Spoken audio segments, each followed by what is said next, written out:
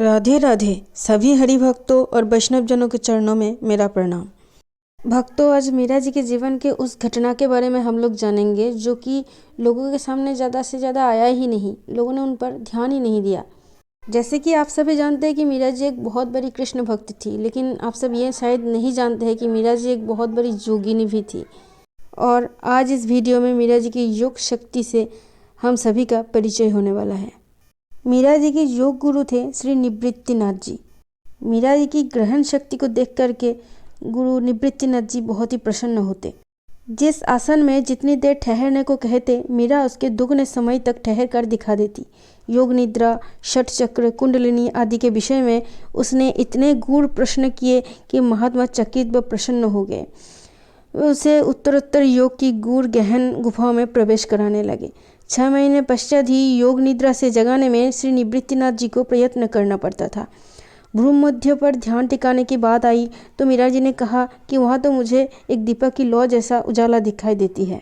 इस बात को सुन करके गुरु जी के प्रसन्नता की कोई सीमा न रही।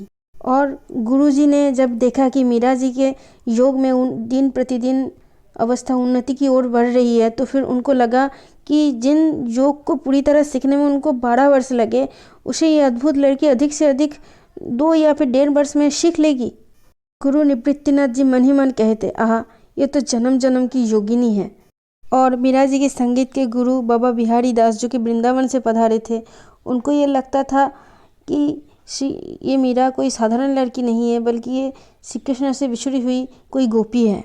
योगी निवृत्तिनाथ जी से सत्संग में योगीराज ज्ञानेश्वर, सोपान देव, मुक्ताबाई तथा संत नामदेव, जनाबाई, सखुबाई आदि की मधुर प्रेमा भक्ति की रहस्यमयी कथाओं का चर्चा सुनते हुए मीरा जी बहुत ही आनंद का अनुभव करती। उन भक्तों और संतों के कथाओं को सुन करके मीरा जी को बहुत ही शांति मिलती। उन कथाओं का चिंतन करने पर वह अपने आप को, देश काल को भूलकर उसी प्रवाह में बहने लगती। पूर्व संस्कारों के फलस्वरूप हृदय में मधुर महत्वाकांक्षाएं जब आवरण उघार कर सम्मुख होती तो वह एकाएक अधीर हो उठती। प्राण एक अनजानी अनचिन्ही पीड़ा से छटपटा उठते। ये पीड़ा उसे इतनी मधुर लगती कि उसकी निरंतरता के लिए वह व्याकुल हो जाती। एक बार उसने बाबा बिहारी दास जी से कहा, बाबा, मुझे भीतर कोई अभाव दुख देता है। बहुत सोचा, ढूंढा, पर वह अभाव कहाँ है, किस वस्तु का है, यह मैं जान नहीं सकी। इसे दूर करने की इच्छा भी नहीं होती। यह दुख अच्छा लगता है बाबा। अब बताइए ना कि ये पीड़ा, ये अभाव क्या है। बाबा बिहारी दास जी ने सोचा कि यह पीड़ा तो किसी भाग्यशाली को ही मिलती है, किंतु व्यक्त रूप से बस उन्होंने इतना ही कहा, चिंता न करो बेटी, सब ठीक ही हो रहा है। तुमने जिस पीड़ा की बात कही वह और वैसी ही अन्य कई अनुभूतियाँ तुम्हें होती होंगी, आगे भी होंगी। ये तुम्हारी सफलता की सीढ़ियाँ है पुत्री, पर इन्हें किसी अन्य से नहीं कहना, भीतर ही भीतर रस लो। गुरुजी से भी नहीं, चाहो तो उन्हें बता सकती हो। आपको बताया सो? बिहारी दास जी हंस पड़े। सो मैं राधा रानी से प्रार्थना करूँगा कि मेरी बेटी को कोई हानि ना हो। वे करुणामयी निरंतर तुम पर कृपा बनाए रखें। अपनी हृदय व्याधि के कारण मीरा को अब एकांत सुहाने लगा। अकस्मात ही हृदय में हुक सी उठती, लगता जैसे वक्ष में कुछ स्थानच्युत हो गया है। उसका हाथ अनायास ही गले अथवा वक्ष पर जा लगता। आंखें भर आती। लोगों को लगा कि मीरा जी को कोई बीमारी हो गई है। दूधा जी ने कहा, अरे वैद्य जी को बुलाओ। लेकिन बाबा बिहारी दास जी के बातों को स्मरण करते हुए मीरा जी ने कहा, अरे बाबू साहब, मैंने कब कहा कि मैं बीमार हूँ या फिर मुझे कुछ दुखता है। ये तो आप ही सबका विचार है। मैं तो यह कहने आई थी कि मुझे संगीत और योगाभ्यास के लिए एकांत चाहिए। मीरा की बीमारी की खबर सुन करके बाबा बिहारी दास जी और योगी निवृत्तिनाथ जी भी उसी स्थान पर आ गए। लेकिन बाबा बिहारी दास जी और मीरा दोनों ने परस्पर एक दूसरे की ओर सभिप्राय देखा और दृष्टि ने ही अपनी अपनी बात कह सुन ली।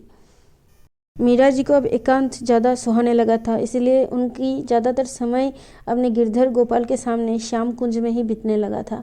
वहाँ वो अपने गिरधर गोपाल को भजन गाकर रिझाती, नाचती और योगाभ्यास भी करती। एक रात मीरा की नींद खुली तो उसे लगा कि उसकी नाभि के पीछे मेरुदंड में कुछ सुरसुराहट और फरकन सी हो रही है।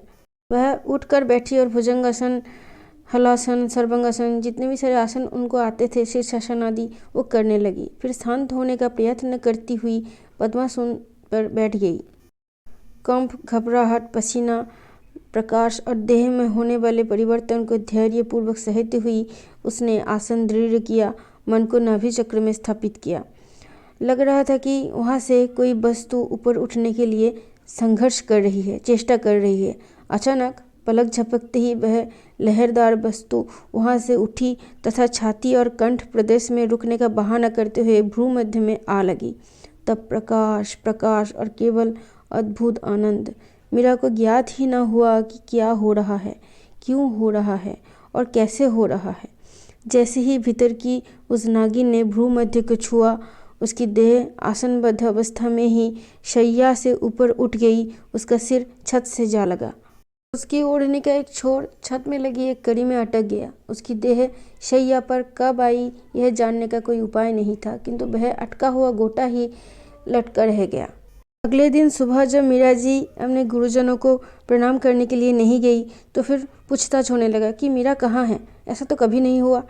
सभी गुरुजन जब मीरा जी के कक्ष में पधारे तो मीरा जी को इस हालत में देख कर के मीरा जी की माँ झाली जी रोने लगी।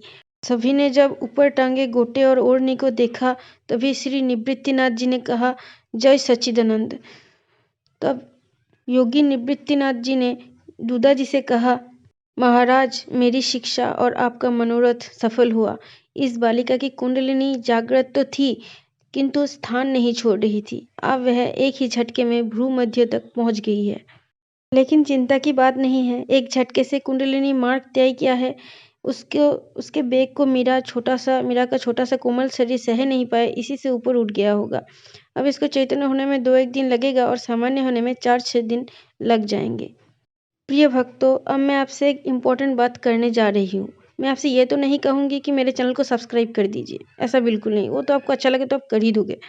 मेरी आपसे एक ही अनुरोध है कि अगर आपको दीक्षा प्राप्त हुई है तो फिर गुरु जी का दिया हुआ नाम जप जरूर कीजिए। अगर नहीं हुई है तो फिर अपने इष्ट, मतलब जो भी आपके इष्ट, शिव जी हो, कृष्ण जी हो, राम जी हो, उनके नाम को आप जप कीजिए। शुरुआत में आप हाथों की उंगलियों को गिनकर कीजिए या फिर माला भजन मैथी 108 बीट्स वाली वो भी कर लीजिए। नहीं आता तो मन ही मन कीजिए। इस कलयुग का एक ही साधन है, वह है नाम जप। जितना ज़्यादा आप नाम जप करोगे उतना ही अच्छा है और आपके लिए कल्याणकारी है।